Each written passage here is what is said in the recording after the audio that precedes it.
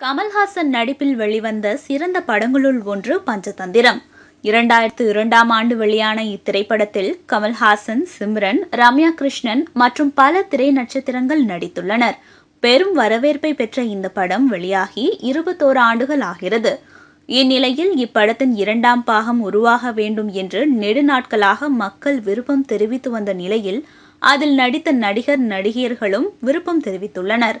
முன்னதாகவே நடிகர் ஸ்ரீமன் தனது ட்விட்டர் பதிவில் தன்னிடம் நிறைய பேர் பஞ்சதந்திரம் 2ஆம் பாகம் வருமா என்று கேள்வி எழுப்பி வருகிறார்கள், கமல்ஹாசன் நினைத்தால் அது நடக்கும் என்று கூறியுள்ளார்.